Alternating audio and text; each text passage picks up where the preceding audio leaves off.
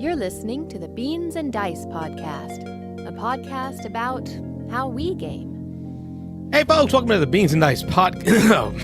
Oh, man. Frog in your throat. Yeah. It's easy for you to say. Yeah. Heyo. Hi, I'm Carlos. I'm Rob. I'm Mike. And I'm Wayne. And we're the Beans and Dice podcast. It's Thursday night, live call-in show night. We're going to get right into the call-in show. We're going to open up phone lines right off the bat. And we're just going to hang out and chat. While we hang out and chat, maybe get some BGA going, maybe get a game going, do some talking, and hopefully here it is, get interrupted by you to talk about what you got going on game-wise. Phone lines are open. 813-618-7099 is the number. Call in to talk to us about what you've been up to gaming-wise. And I think right now we're setting up a game of BGA, Board Game Arena Heat, pedal to the metal. On BGA, yep. Heat on BGA. Let me hit this play button here. Try to make this work. It's the first time we're trying this, so bear with us if we have any technical difficulties. We're gonna. No, don't bear with us. Don't. Bear with us. Yeah, you don't like it, just leave. Just turn it off. Yeah. Just call in and interrupt us. Save us from call in and interrupt us. Yeah, so we don't have to do that. That's the other way to do it. Yeah. As we take calls, we'll focus on the calls, but otherwise we're just going to chit-chat about stuff that's going on, games we played, stuff going on in the board game hobby, the news, just general geeky Which really stuff. isn't much. Yeah. Am I wrong? There really isn't that much news. But I want to say that after last week's show is when the CMON news broke, right? Right. Oh, yeah. That's something big. That was pretty big. Yeah. CMON is now exclusive with GameFound, and I think we talked about it a little bit last week, but more info has been dropped. I mean, you're talking about, I think, a 5-year exclusive deal, and this is $100 million in business that Kickstarter's had from CMON. If you add up all of their campaigns that have been Kickstarter, it was over $100 million. That's insane. That's a pretty big crazy loss. Yeah. Yeah. No doubt.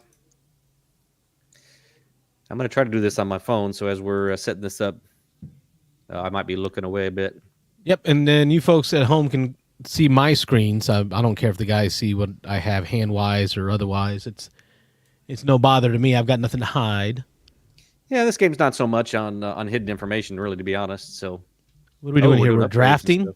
Oh, we're drafting upgrades. Look at that. Yeah, being fancy. Let me get in the game here. So everybody, this is my first time ever playing a game on PGA. Yes. This is going to be a learning experience. We have. You're going to become addicted now. I highly doubt that. Mike, have you played Heat at all? I played once. Springing this and on it at the was last minute. Probably one of the worst games I ever played because there was 4 of us, and one of the other guys that supposedly, quote unquote, knew how to play spent half his time talking to somebody else and the other half asking for clarification on rules. So it really was not enjoyable at all. So I'm hoping this is going to be more enjoyable, but you never know. Well, we're going to spend half our time talking to people, and Oh, that's cool. I'm totally fine with that. Shit, I'll run the show. I mean, you guys play, and I can run the show. you can talk to Where do callers. we... all right, so I just need a basic breakdown. All right, so we're going to start off with a draft. We're going to do 3 rounds of drafting, because normally in the basic game, you get 3 advanced cards that you get added to your standard deck. I believe it's 12, making a deck of 15, if I'm mathing right. So we're each going to draft 1 upgrade.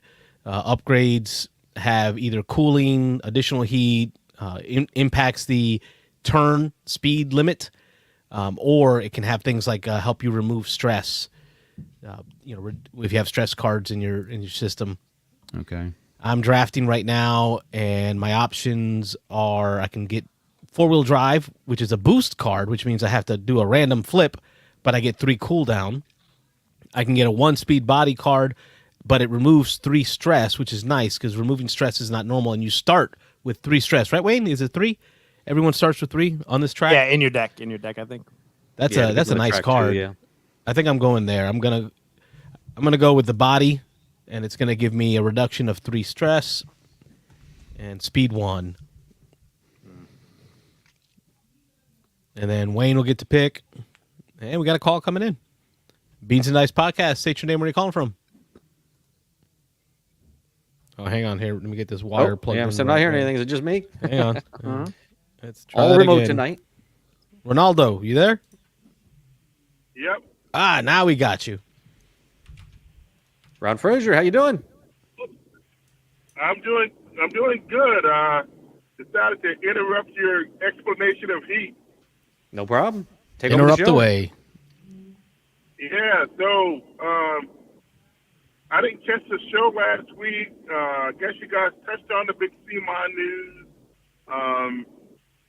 I know some people are declaring the end of Kickstarter as we know it. For board games, I World's think. ending. A little World's coming premature, down. I think. Yeah,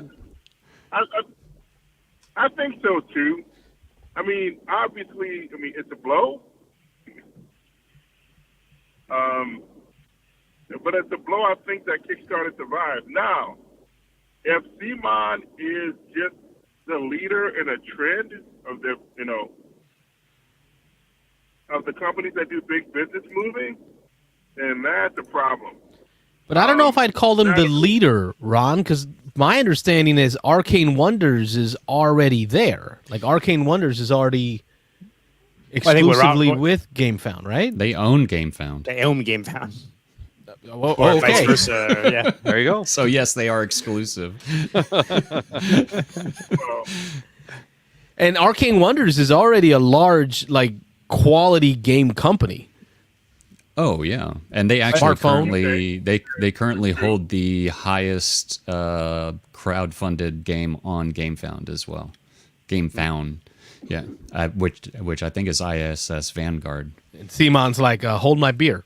But I think Yeah, right. in it you have Arcane Wonders, you have CMON, and then don't you also have Cephalofair now, or all GameFound now? And so you have the three board game companies that have had the largest crowdfunding, right? And CMON has done something like 116 million, and then like Arcane Wonders is like the next highest at like 20 million, and then like Cephalofair is at like 18 million, and all three of them now are GameFound.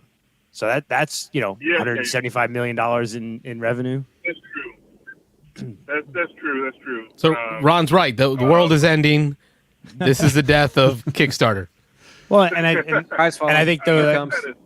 yeah, we mentioned it last week, but I mean, of the 10 largest crowdfunding projects in 2023, 5 of them were on GameFound. One of them was on the other one, BackerKit, and only 4 were on Kickstarter.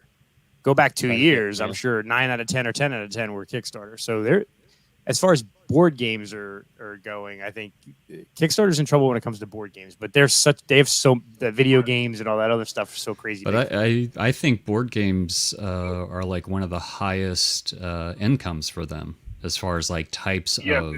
Yeah. I believe Mike Yeah. is correct. Like Categories. if it's not number one, it's definitely like it's even top 3. Like it. I think it Board is games are top huge. 3. Yeah.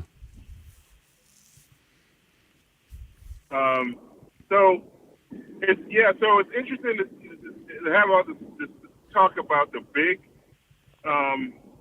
campaigns, but I mean where a nice chunk of their business is also the I would say the tier below that.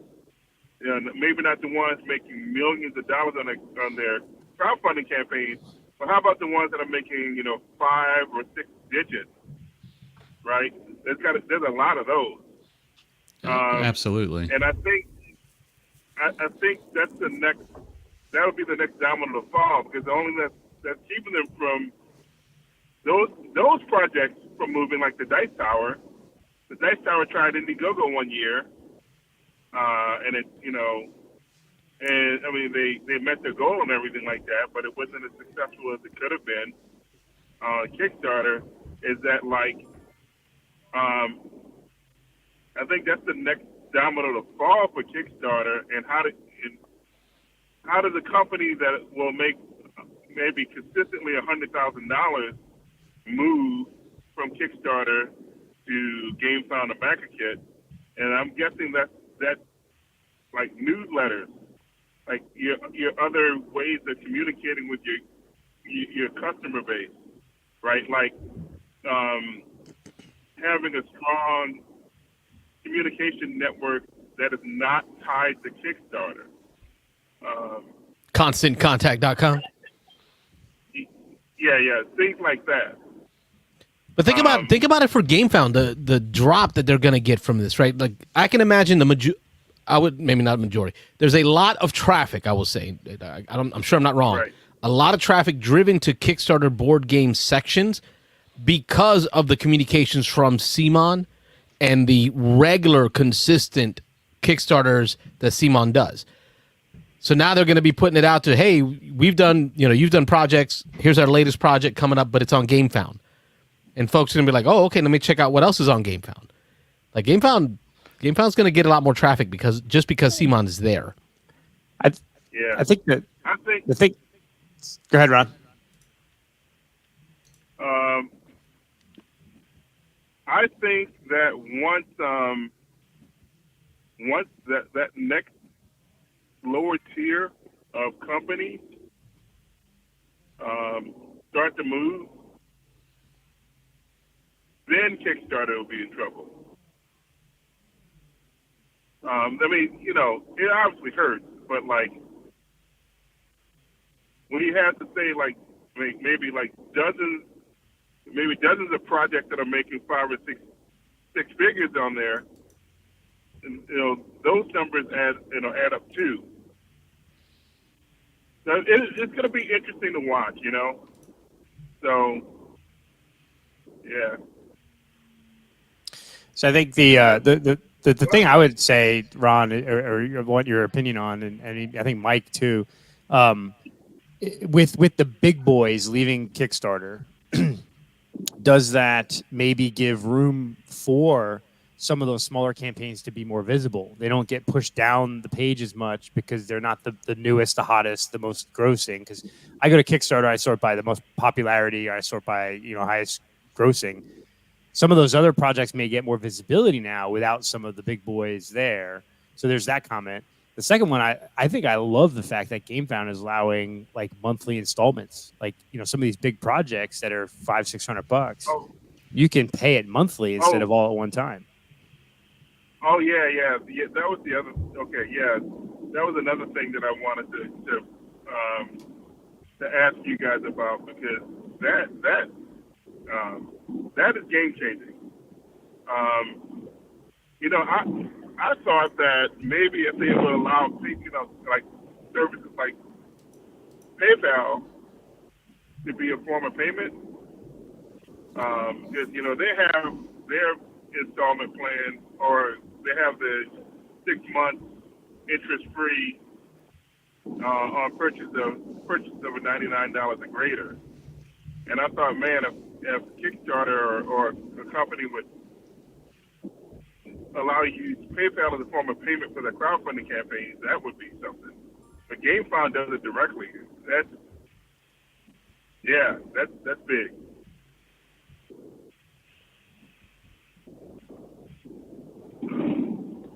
Interesting times in the crowdfunding world, don't you think?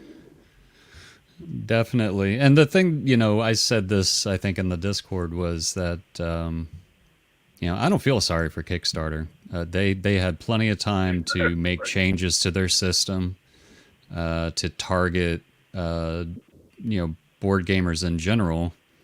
And I mean, over time, they have made some changes in that. I mean, from the first time that I started using Kickstarter, which, if you think back to when This War of Mine came out, I think that was my first back game. I mean, they have made some improvements as far as like being able to add add-ons before you even check out now, and those types of things. It just, they didn't do enough. They just haven't done enough, I think, for the gaming community. So like I've said before, also kind of like they went the way of Blockbuster. You have to adapt or die. Yep. And in the gaming realm, I think eventually they're going to get to the point where it's maybe they'll give incentives to smaller companies so that they'll stick with Kickstarter, possibly, who knows. But I could totally see even Dice Tower next year going to GameFound. The writing's on the wall, in my opinion. Yeah, that's And yep, that's Go ahead. no, go. Oh, that's exactly those are exactly the kind of crowdfunding campaigns that I'm talking about. Like, they start losing those, and they're in a world of hurt. Can they adapt? What do you guys think? I guess that's the big question. Yeah. But it's not just can they adapt. You've got two big sharks now in the pond, right? Even if they do adapt, they've lost A lot. probably their largest, right? Am I wrong? Like not even close. They're Right. like behemoth. Like someone's getting fired at Kickstarter. Simon Probably. did 5 times what the next company did in Kickstarter revenue. I'm not saying that they will trail GameFound. They just won't be able to differentiate themselves to be like the leader anymore. They'll just be these two companies that'll be leading it. And I think the problem with Kickstarter, I think also last year they tried to adapt and they went the whole NFT thing for a hot second, and people really were not happy with that. And I just think that they are way behind GameFound at this point.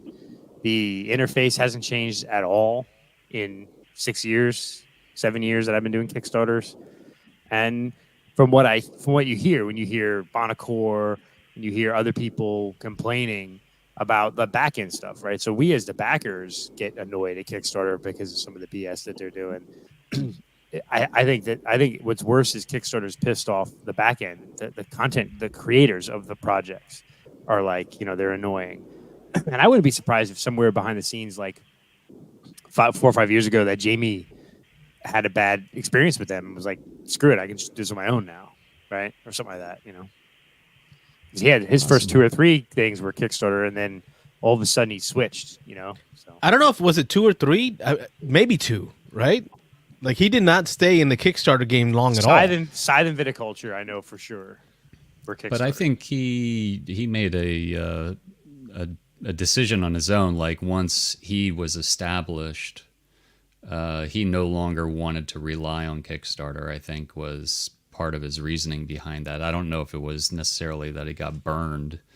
I think it was just I shouldn't say moral choice, but it was a choice that he made. If he could do it on his own, why not? Right. I think moral's a word I would have used because there are people who believe that the intent of the Kickstarter world is to uplift new creators. The smaller, Not meant to be a pre-order system. Yep. Queen Games. Queen Games. Obviously, there's different views on that, different opinions on that. Some people see it that way. Some people see it differently. But yeah, the real question is Kickstarter going to care enough? Or is this going to be the wake-up call that they need? Or are they going to think that they're still the big sharks and everybody's got to come and through them? And if so, I mean, maybe that's going to be their downfall. But I don't know. We see big companies all the time kind of get arrogant, think that they are too big to be damaged, that they're too big to be worried about this kind of thing. And some of them succeed, some of them don't. So we'll just have to wait and see. Yeah. Right. Well, I just had to call in and talk about that a little bit more because that's you're right. It's been a slow news cycle as far as board game news is concerned, but that's a big one. Yeah. All right, gents. As far as on the gaming front, Atlanta Game Fest is this weekend. I'm only going for one day, but I'm going to make the most of that day. I'm guessing Frenchie's going to be there too. I'm pretty sure he registered for it. So I'll get to see him. Other than that, I'm looking forward to it. What are you taking with you? Right. That's a very good question. I don't know. I think I'm going to fill my bag. Probably, I'm going to bring my favorites. Right. I'm going to be War of the Ring, the card game. I'm going to bring some Marvel Champions.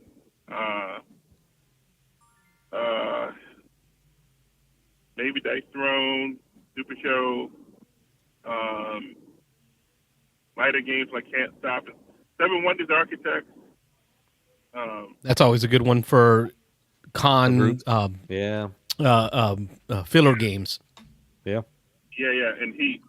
I gotta bring Heat. Bring the heat. Yeah. Bring the heat. Doing it now. Bring the Heat. So stuff like that. Well, if you want a master But, class really- in Heat, keep watching. I'm sure Wayne's going to deliver that master class. Nope. Yeah, I'm going to show you guys how not to play also. How not to do it. Oh. Yeah. I think No, I think Mike and I will be dead last. Guys, my one time I played Heat on BGA, I got lapped. I cannot. I can't do it. Not on BGA. Can't math it? Even when math is for you? Math is for you? Math is for you. Is that a thing? It's we've had the BGA discussion before. I don't want to really get into it, but so there's challenges with attention and all that kind of stuff. For me, it's got to be a game like we're doing right now, a real-time game, no async, no waiting for turns. That's how you keep my attention. Yep, exactly. Yeah, that's the key. Otherwise, I learned that there's a cool feature in here, the little notes section. So for you folks watching at home, you can see me clicking on my notes. And what I would have to do on the async games is give myself a note, like I'm planning to play the 4-card next round. Wow. So when it's my next turn, a day from now when everyone has gone, I can remember what was I thinking.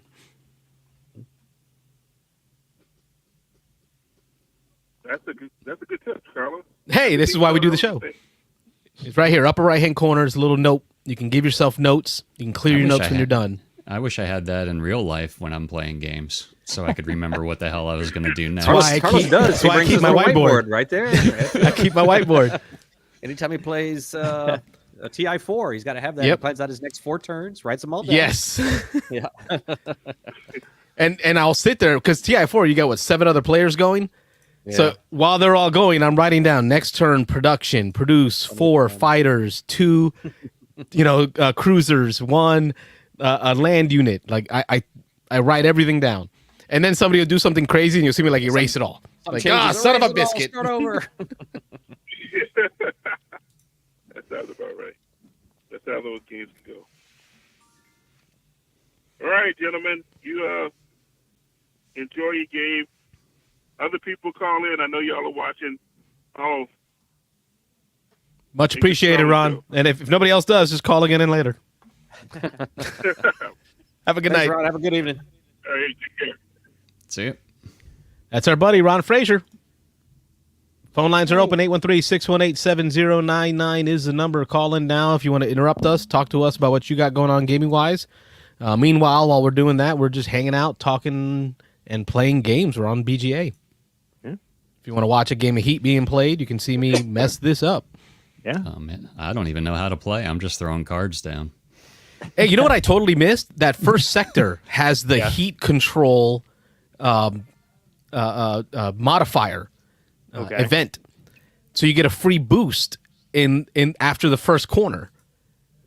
You don't have to pay heat for that boost. And what's cool is after this third turn, when we get past that level 4 turn, there's another heat control.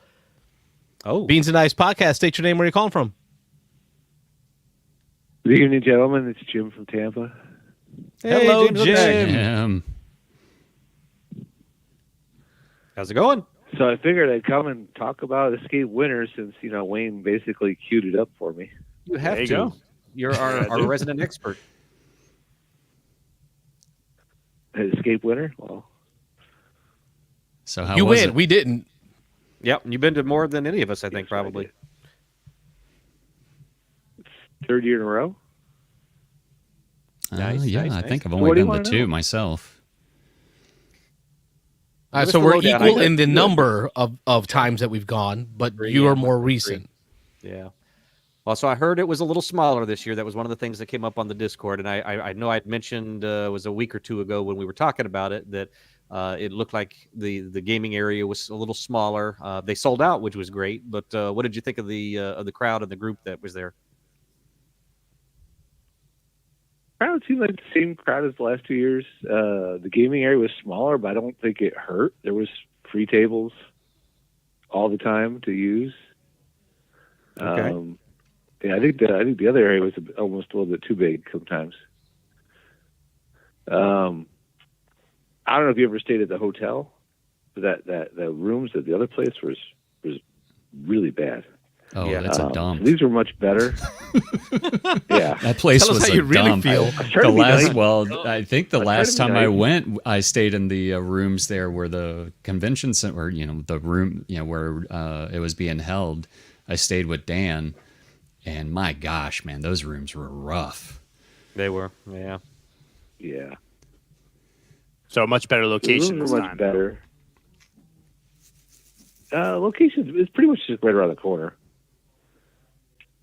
from the other place, but the rooms are better. I mean, there's still paper thin walls, and then if you had a fear of heights, some of the high rooms had a little bit of an issue. I heard something I walked about out of my room and I was like vertigo. Oh, I heard that too. You were saying, but I saw somebody post up that the connecting rooms had like a big gap under the doors, and so you could actually kind of hear and you could see when people turn their lights on and off and all that kind of stuff. You're like passing board games to each other. You're playing cards with them under the door, like a 4-inch gap. I figure after gaming for 14, 16 hours, it didn't matter. I just passed out. So Passed out. But yeah, it was the walls were pretty thin. But where my room was, like the walkway between my room and like the little tiny white fence that prevented you from falling 12 stories to your death was only about like 3 feet.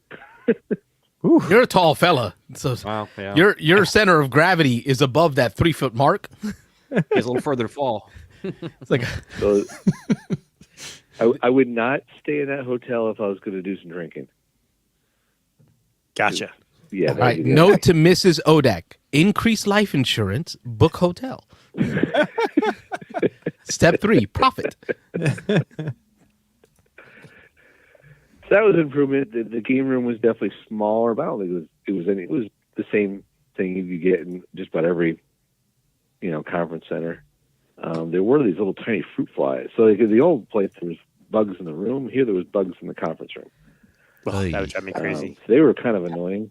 I was gonna say, how bad was that? Yeah. Because some people said that it was just a minor annoyance, and some people said it was pretty bad. It depends. Didn't figure out like rhyme reasons. Like sometimes I was in an area and there was none, and then other area there was like just constantly like just like this little gnat. And you're like, did I shower this morning? This can't be me, right? It could. I mean, it is a gaming convention. It's quite possible that those flies are there for a reason, but no. Yeah. How many people It seemed would you crowded. say? I've always I mean, found this- I'm sorry, Jay. Like 250, 300 people type thing? on the weekend, yeah. Okay. Like Wednesday and Thursday a little bit lighter, but that's typical, right? Yeah. For sure, yeah. A lot of the same crowd. One thing I always notice Escape when it's a little more clicky than Dice Tower. I know Dice you Tower is mentioned that always really before, easy yeah. to find an open game. Yeah. But a lot of the same people. I ended up playing a lot of games with your friend Mahir. Sweet. Yeah, Orlando is a stomping ground, so I'm certain he was there. Yeah. Oh yeah. And I don't know, I had a good time. I enjoyed it. Got a big game of Scythe in. That's always a plus for me. Oh yeah. Played Firefly for the first time. I really liked that game. I never heard of it. Well, I've heard of it like lightly, but I never thought of playing it until then. How long did that take? That was about 4 hours. Yikes. Here's the Yeah, it's weird thing not a about short that. game. It was long, right? But Well, as long as you're having a good time. the lady to my right won, And had she not won, I would have got it in the next turn. And I had not got it, like the person, two people with it would have got it. Like, how do you go for 4 hours? Then everybody, like the very same turn, like all get to the goal of money. I think it was 12,000 credits. Nice, yeah.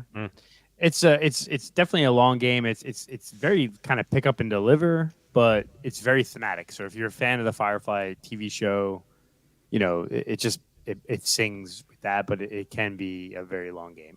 Well, as soon as they started teaching me, I was like, oh, it's Outer Rim combined with Arkham Horror, the board game.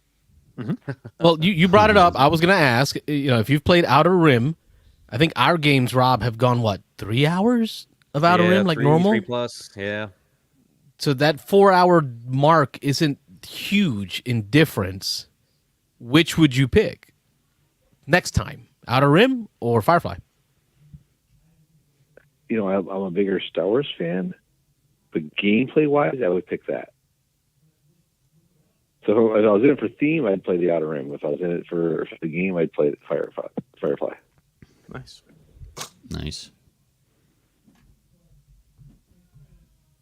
I mean, it's got all the same things Outer Rim plus more.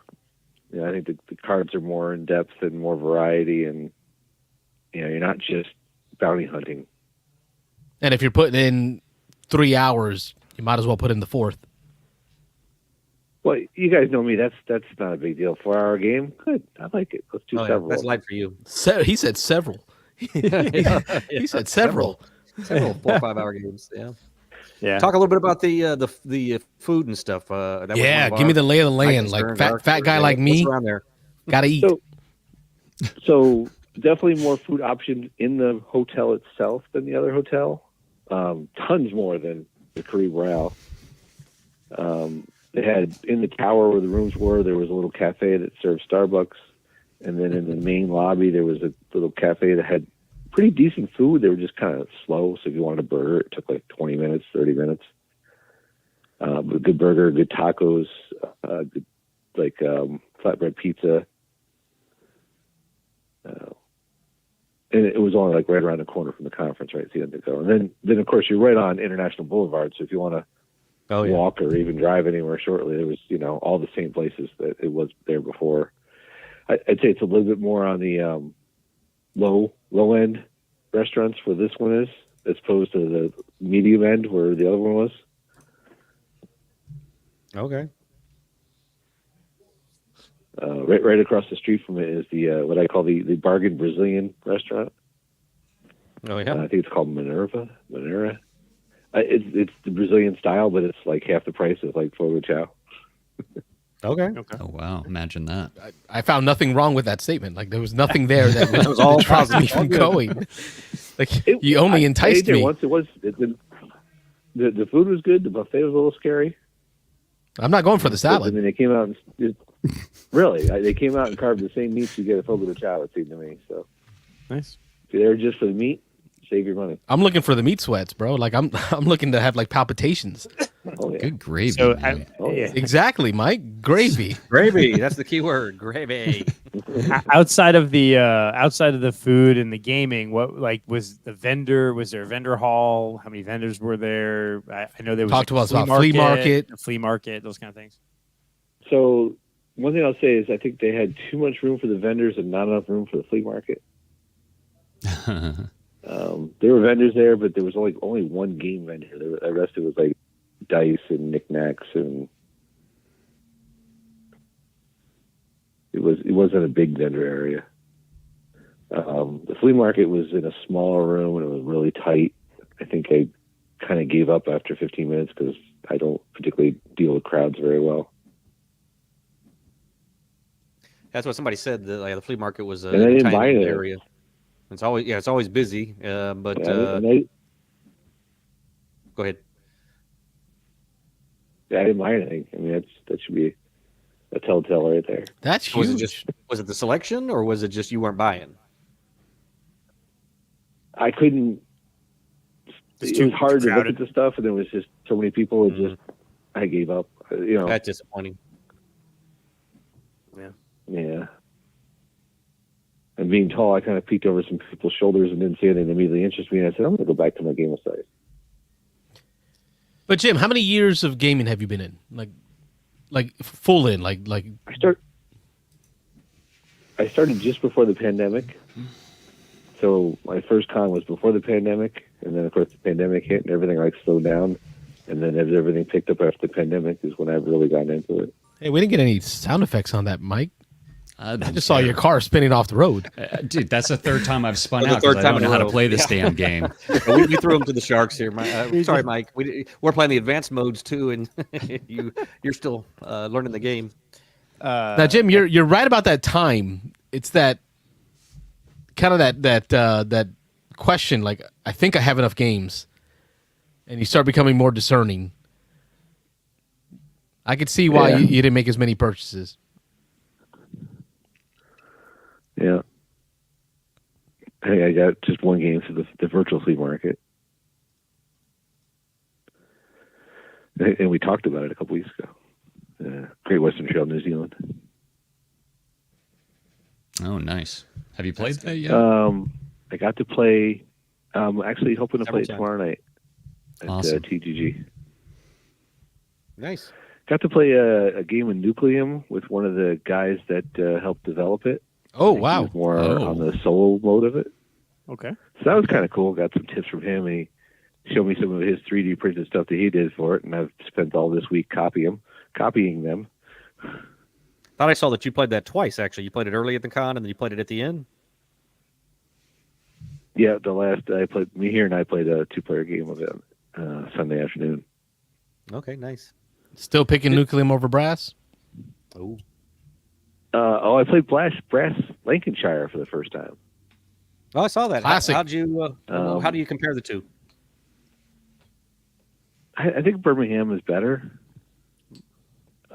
I think there's something broken with it, or the person who taught me it didn't teach me it right. Because That happened. well, It wasn't. why Mitchell, would was you? Why would you give? No. Okay. Why would you give pieces and not have any possible way to play them? Like, because there's 4 ships, 2 of them you have to get rid of, and then there's 2 more, but there's no possible way to play them. I'm looking at the board, and I asked the person, I was like, how would you ever play these? He said, well, you just couldn't. I was like, so then why do they have 2 of them? So to me, that's just, and I'm one of those people that everything's got to, I'm very mathematical. Everything's got to add up. And if you put 2 pieces to deploy, and there's no way to deploy 2 of them, why did you create 2 of them? I'm trying to like it's been a little while since I played Lancashire. I'm trying to visualize the board. I know the shipping is interesting because when you think about it, Liverpool Harbor, because it's thematic, right? It's very accurate to history. Liverpool Harbor was literally like the busiest shipping port in the world in 17, 1800, some of that, right? And it's kind of darkness. It was funny, I was just in Liverpool last year and I did a tour of their maritime museum, and they have a whole floor dedicated to the slave trade. And they basically said that 40% of all slaves throughout the British Empire and in America came through from Africa up through Liverpool Harbor, and then all of the cotton trade and so that port was kind of like Long Beach, California now. Those pictures of Long Beach, California during the pandemic where the freighter ships were just backing up after backing up after backing up. That was Liverpool Harbor in the 1800s.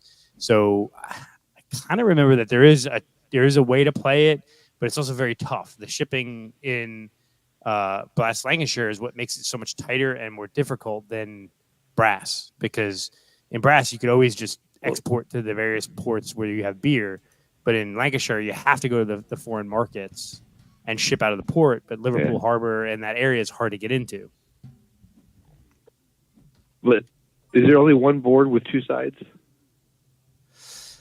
Yeah, it's the same. It's basically the same thing as Brass. You could just do by Birmingham. There's 2 sides of the board.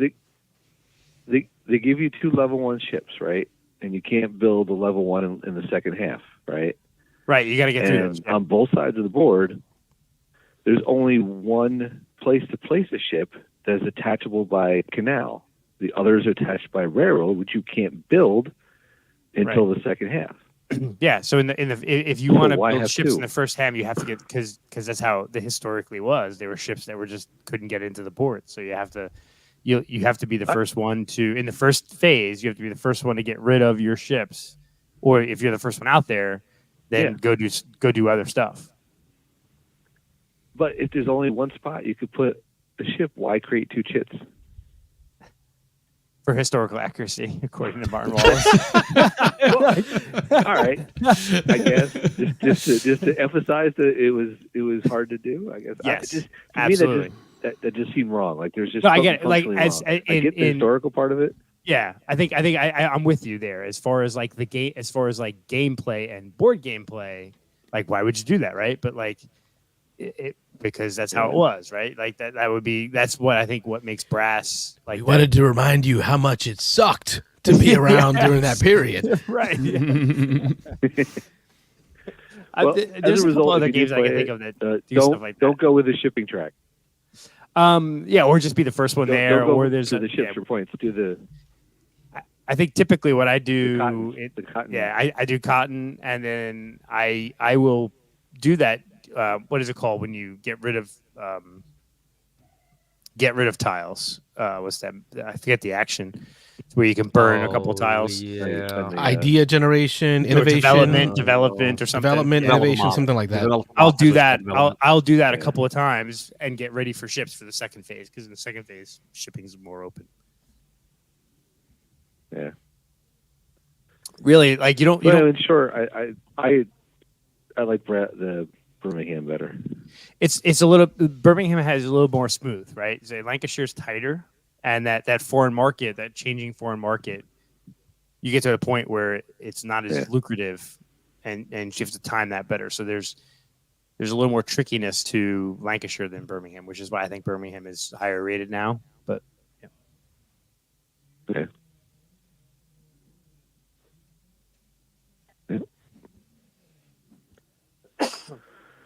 Cool. Well, I'll still go next year.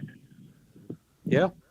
Be No complaints interesting to see if they try to grow it. Do you think at the location they're at now, is there room to grow, or do you think that was about what this place would hold?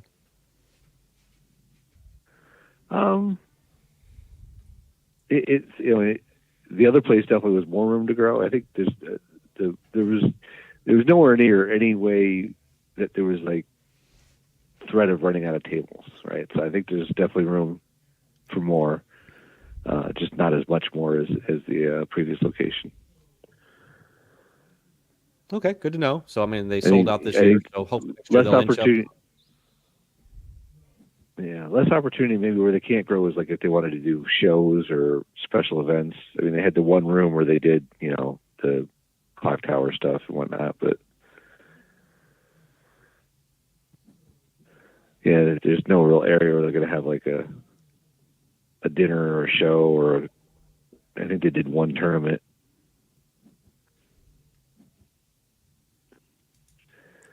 I'm hoping maybe next year I can make Escape WinterCon, because I think this is the last year I'm doing my work conference. I've been slowly phasing out work conferences, so this weekend I go to my last February work conference. So next year I might be able to sneak out for at least come on the weekend type thing. I did run into Patrick several times, and he seemed much more calm and collective than any other time. So maybe it's been better for him. That's good. He almost actually considered playing a game at one point. So That's crazy. I know we asked him a couple of years ago, and he was like, "No chance." So yeah, that's good. Yeah, because there are times when there was a year I went and I don't remember seeing him once. He was so busy. Yeah. Maybe that's part of the reason why it's watching you guys here a little smaller. Yeah, I'm trying to get into it. Watching our heat play. Yeah. Watching our bad heat play.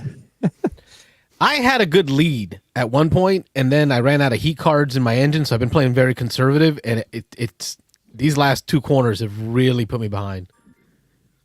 This France track is tight. Happening. And I think, unfortunately, we got a call really quickly, or else because we missed kind of giving Mike some some basic information. Some pointers, some rundown on how the basics go. Yeah. Yeah. He made it through that turn finally. He did get around the 2 turns. I did get around the turn. Yep.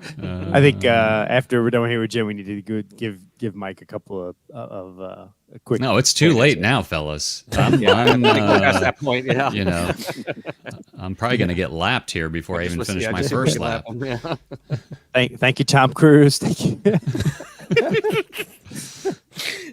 If you ain't first, you're last. If you ain't first, you're me, man. I mean, this is. Sorry, Mike. That wasn't fair. ridiculous. Yeah, it was not. Oh no, it's all right. I don't It's care, a brutal man. game, Lee. But here's the it is. deal Just with this calculate those points implementation. Like it gives you a pop-up. Are you sure you want to play that card? I don't even know It's what only been doing that when I'm going to be getting a ton of heat. That's the only time it's ever done that. Yeah, and I don't know what half these things mean. All these things on all these corners, all these extra chits. I don't know what any of those are. Oh, really? Okay. Well, Yeah, so I'm clueless. If only there was I'll an update option you. to hover over the top of it. I could tell you. that's I'm right. on my phone. Rob's It playing on his doesn't warn you phone. that- That's all Yeah. right. Okay, never mind. I have to hold Never it down, and then it blows up my whole screen. Never mind.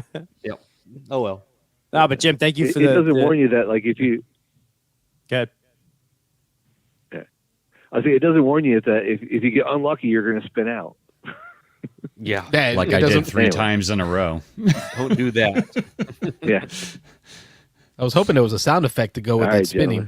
gentlemen. Yeah, Jim, appreciate you giving us the feedback on Escape Winter Con. It's always good to hear about various cons because I think we all want to attend more game cons and play more games. So it's cool to hear about them. And it sounds like in general it was a pretty good success. I mean, you really can't. Some of the hotel rooms or the noise or, every now and then like little fruit flies or, it's Florida. That's going to happen, right? So you just got to. And that's the thing is with cons in Florida, I'm sorry, unless someone's looking to lose money, right? It's not going to be easy getting the really good hotels. It's just not. They're really expensive. Correct. Yeah. Yeah. I as I said, the work con that I'm going to in Orlando this weekend, it's work related. That's great. And it's like at it's not a Disney property, but it's like that resort that's in the middle of Disney. I forget. I could look up the name of it, but like Well, that the narrows hotel. it down. No, it's the one. Those of you who are listening that aren't from Florida, there was farmland in the middle of Disney. Like, so Disney owned all the property, and there was this one farmer that owned a couple hundred acres or whatever in the middle of the property. He refused to sell to Disney for like 50 years, and he finally passed away. And Disney missed buying the property. Bonnet Creek, there we go. Bonnet Creek is the resort. Yes, they've got the lazy river over there Right. So in the there's hotel. right, and it's like literally you have to go through Disney property to get to the Bonnet Creek Resort, but it's not Disney because a developer went as soon as the farmer passed away or the family or whatever, they went in and bought it. But That's the amazing. hotel, yeah, it's so I'm having a conference there this next week, and like the hotel night, it's like it's like $290 a night for the hotel rooms. So there's no way like a game convention is doing at the Bonnet Creek Resort, right? Or Right. Disney Yeah, it's resorts, crazy. right? Or like it is. Florida is expensive right now for hotels and conferences. I'm just glad I'm not paying the bill. Y'all taxpayers of Florida are. Good night, Mr. Not Odak. me, buddy. Appreciate you calling, Jim. Have a good night. Have a good night. See you. All right, see you, man. 813-618-7099 is the number. Phone lines are still open. We are playing games and talking to you about board games. So we got William from the Nerdy Weds in the chat there. Maybe he'll call in and give us see if he agrees with Jim. I know he was at the. Yeah, let's run through the chat real quick. Well. Yeah. Let's see who's been in here. Odak was in the chat. William, the Nerdy Weds. Yo, guys. there's a Beans and call. Ice podcast. State your name. Where you calling from? Hey, this is William from the Nerdy Wed. Yeah, we just On read There he is. Got you. There you go. I know. I can hear it right now. Oh, that's a delay. Nice. Here's a burden.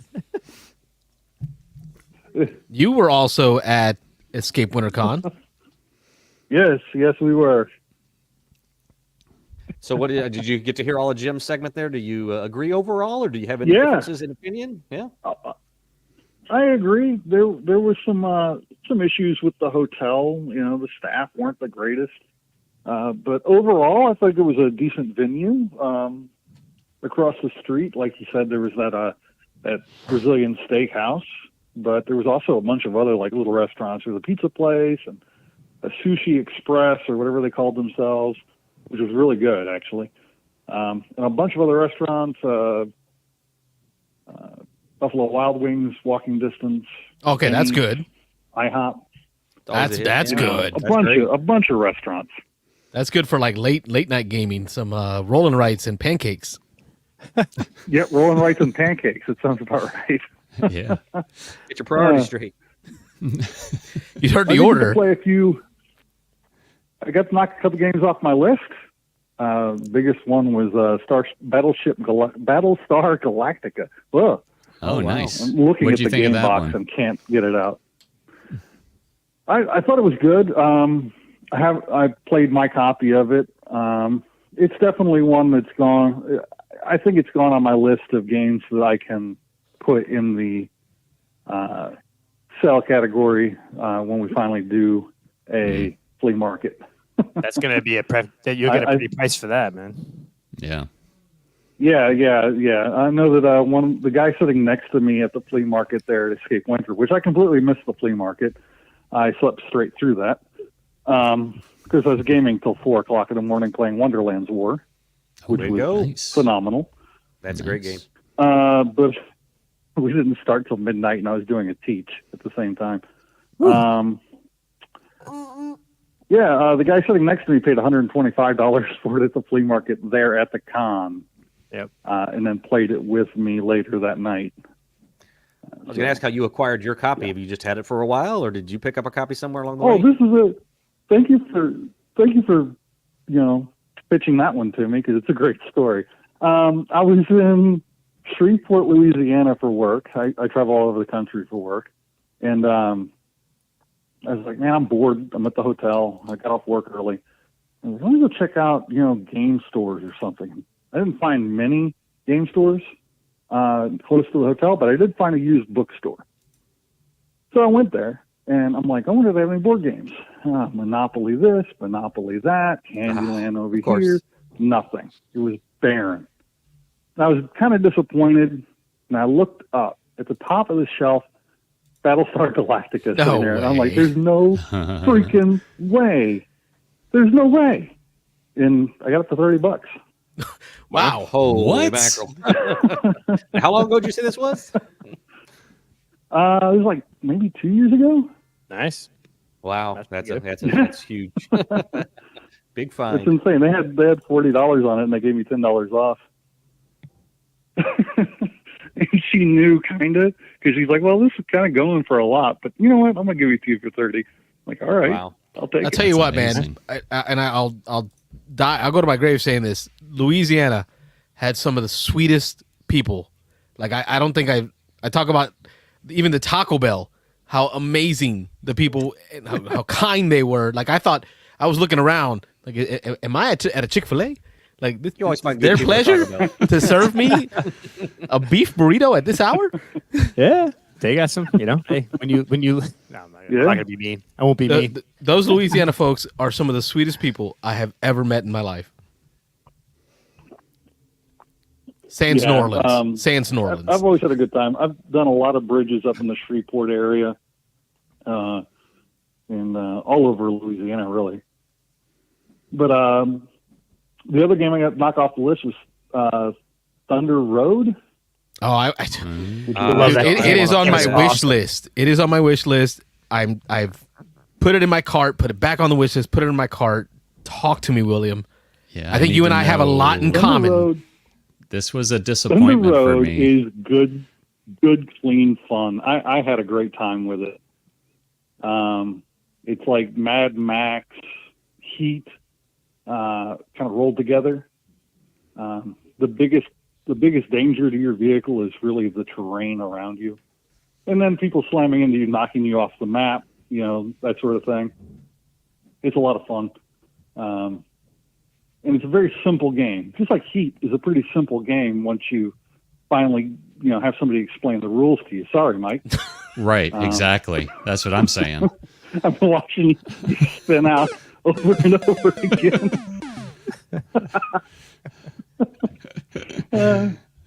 you gotta make sure your speed is not above the speed rating of the corner when you go around that corner, or you're gonna have to spend heat or spin out. Right I'm sorry they didn't tell you that before the game started. That took you all of that took you all of 3 seconds to explain to me. And after the first spin out, somebody on the Beans and Dice crew could have said, "Hey, you know what, Mike? You don't want to go over 2 on that corner." Hell no. Watch a video. Although you found out about this about 30 seconds after you logged on. I logged on with 2 minutes before going live, and they're like, "Oh, by the way, we're going to be playing Heat on BGA. This is my first game on BGA ever."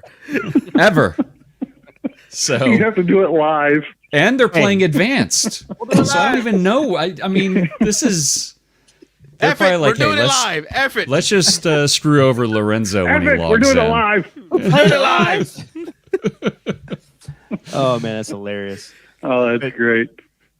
Oh, You're being a good sport about it, though. you Mike, know- so thanks. Oh, I don't care. I mean, it's a game. It's what do I care? you throw his keyboard through the monitor when he gets off this live podcast.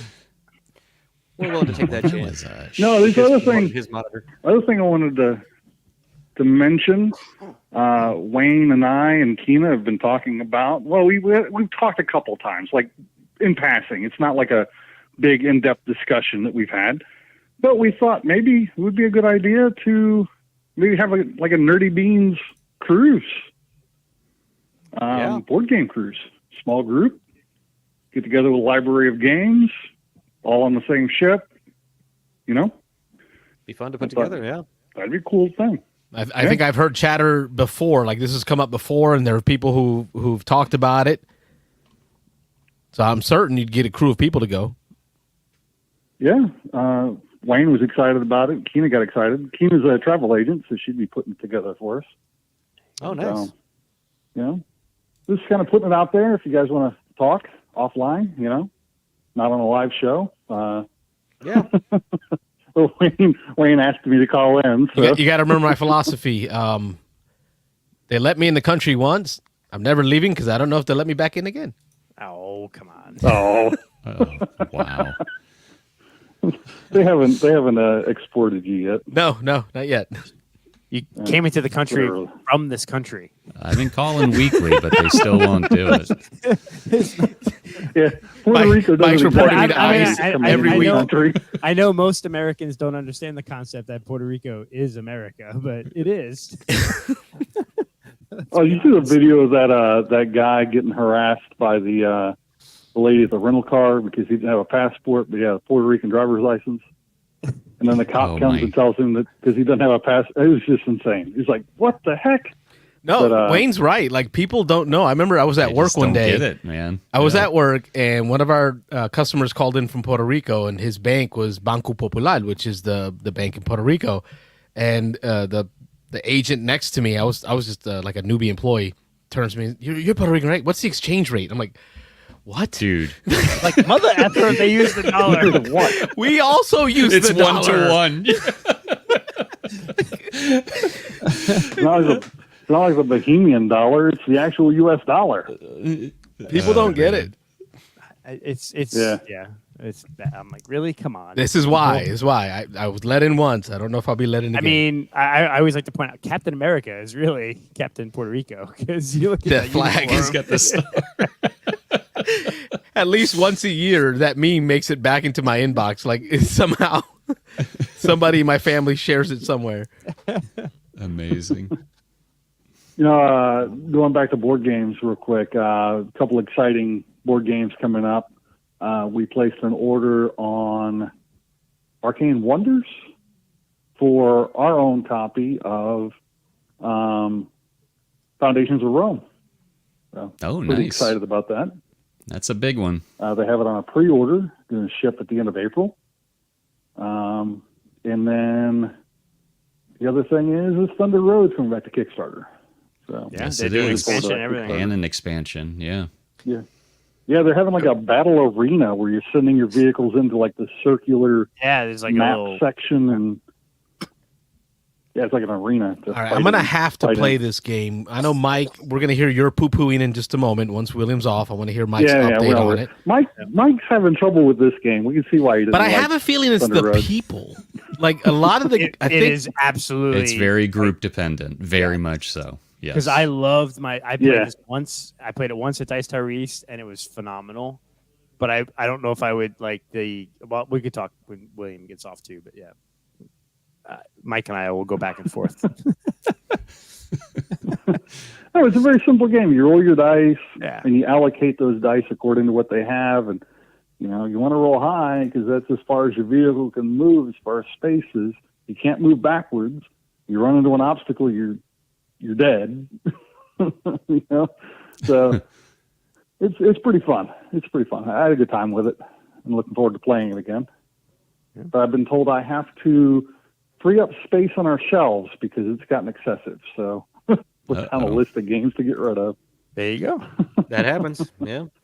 I should be like you and get rid of. I own Battlestar Galactica and all the expansions, and it's all in the base box with the organizer. Oh, you. And I no, but I should just sell it because I could sell it for like $400. Sorry, it's not past 10. Yeah. Oh, it is. 10:03. It's 10:03. It's past 10. But no. Past 10. It's past 10.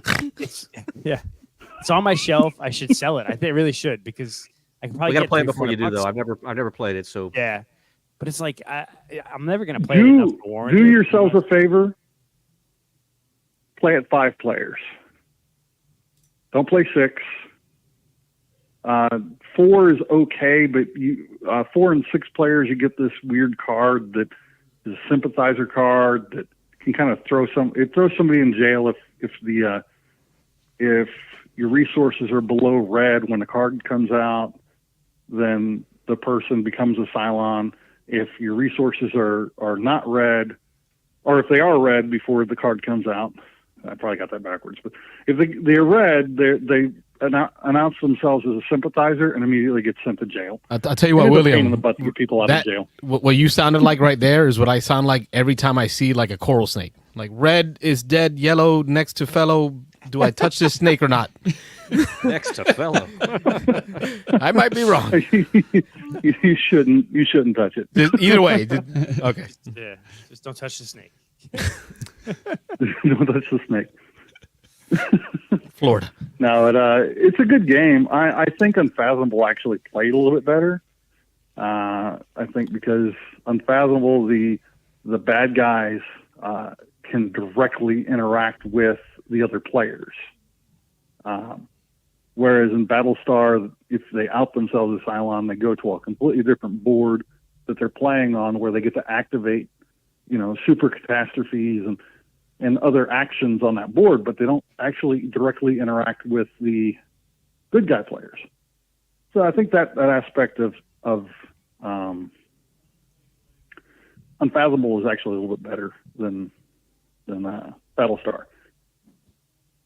But thematically, the Battlestar thing works, just really works, based on what the TV show did and all that stuff. It just really was really good. But I want to play it again before I get rid of it or play somebody else's copy. Maybe I'll get invited to the game when Wayne breaks out his with all the expansions.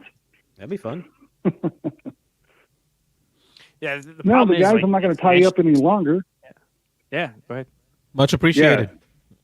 There was a guy there who had all the expansions out on the table. I'm like, oh, man. It just it adds so much length to the game, though. It's one of those games that it's like that Firefly where you're going to be playing for 3-4 hours, and how often do you play at 3-4 hours? Yeah, we played for 4 hours.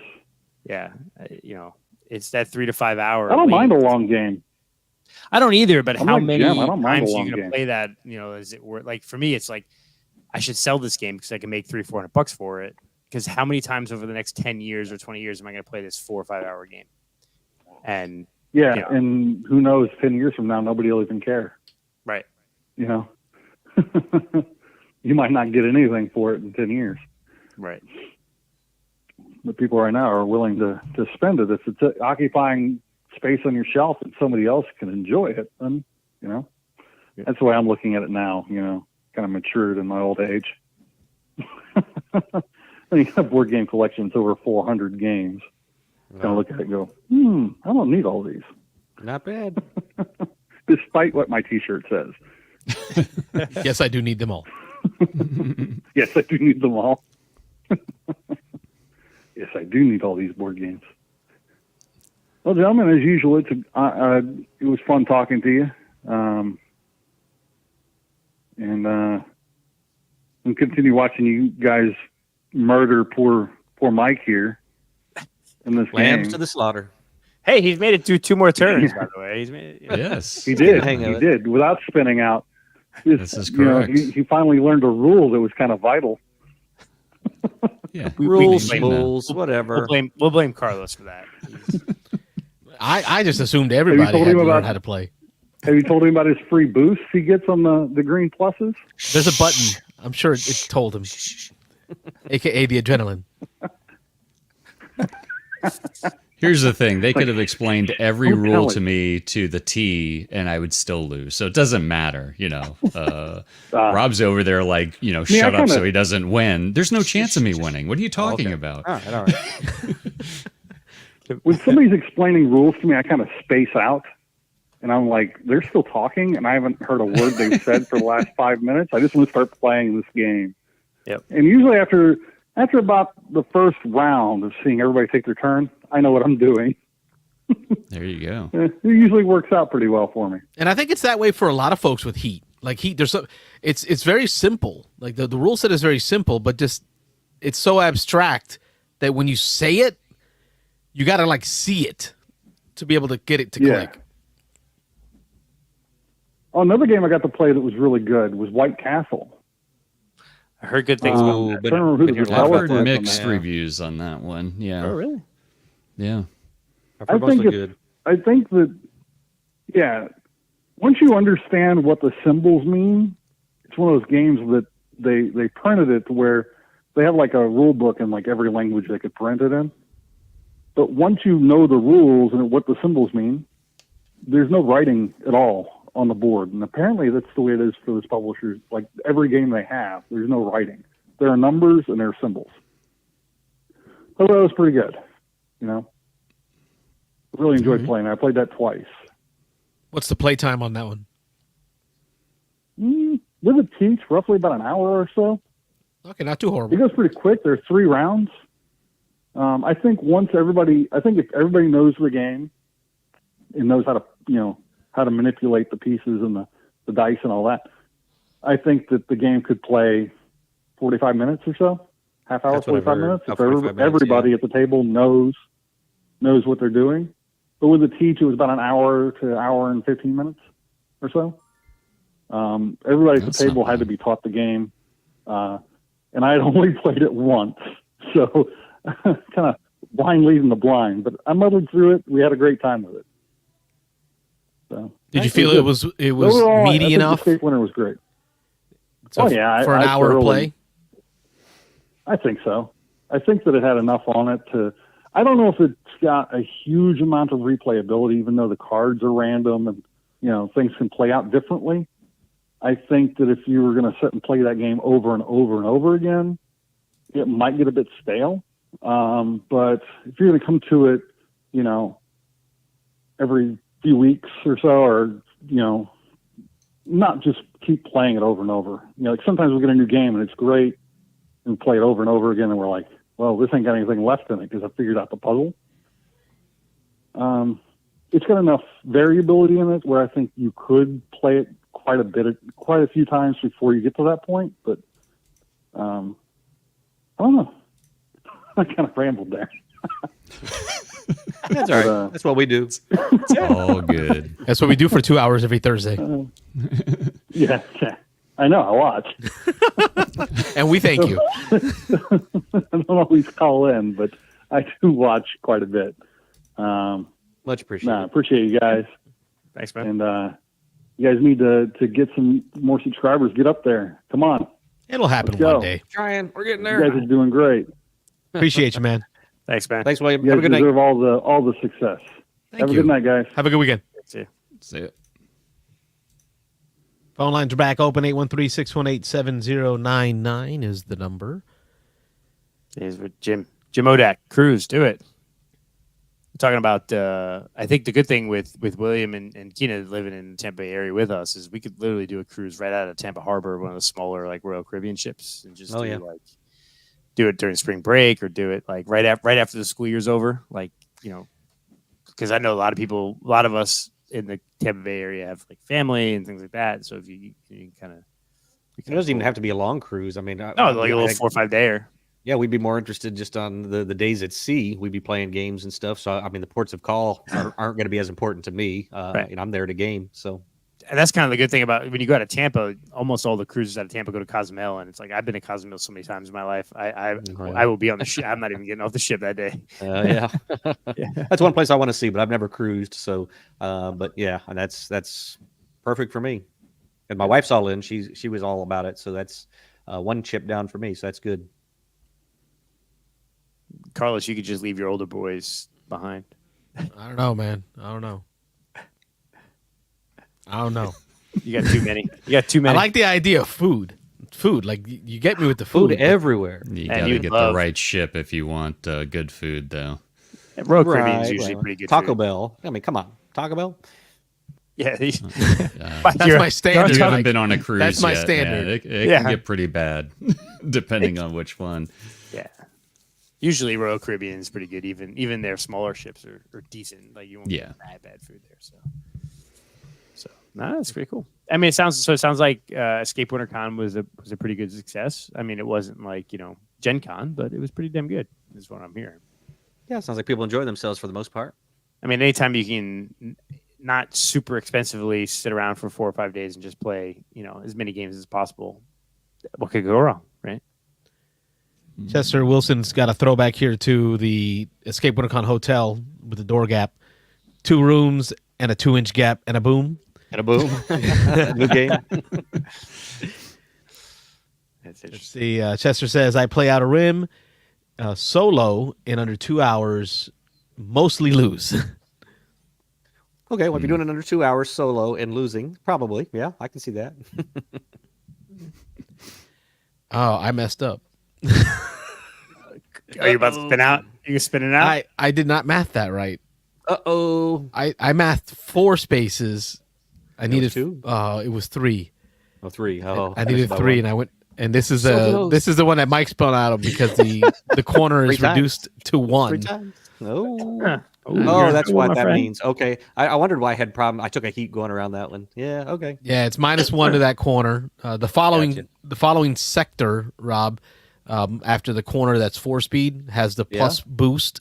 So you get the boost for free. Why are you explaining this to Rob? Rob has played this game multiple times. No, yeah, I've only played it he's on his phone.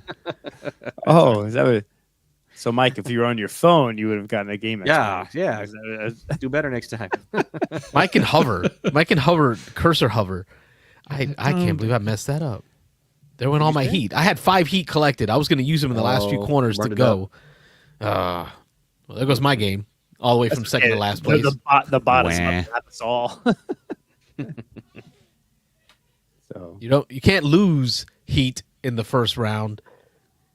Or you can't win heat in the first round, but you can sure as heck lose it. There you go. That's what I was getting at. That tends to be my issue. This game is it's almost like downforce a little bit. That there's a runaway leader issue. If you get the right cards and you get around those first corner or two, you're gone. As long as you don't screw it up. And I swear to God, every time I do a boost thing, I pull a 1. It's like, no. I've gotten like 1s and 2s this game. It's been weird. Lord, man. It's like all right, I need to boost, try to catch up. I'll take heat to boost. Oh, hey, 1 space. That's great. Thanks. Appreciate that.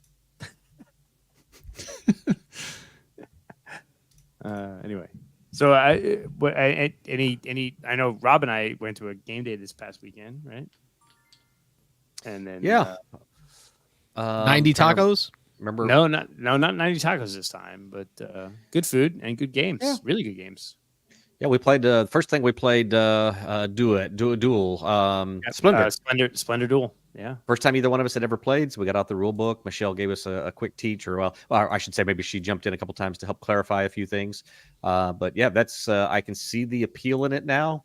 I know a lot of people say that they really liked it compared to the regular Splendor, and there's there's a few things. It's mean. I feel it's mean. I don't know. Very There's some there's some things in there where you're intentionally stealing stuff from other people, and that's not in regular Splendor. Splendor can kind of be mean if you take a card that somebody wants, but a lot of times you're just doing that to benefit yourself. You're not really, at least when I play, I'm not really trying to block people. But this one, since it's head to head, I guess that's an element they needed to put in there. But there are several things in the game that kind of push you towards stealing things from people, taking things from people, taking extra turns and stuff like that. So it's pretty mean, but I like it.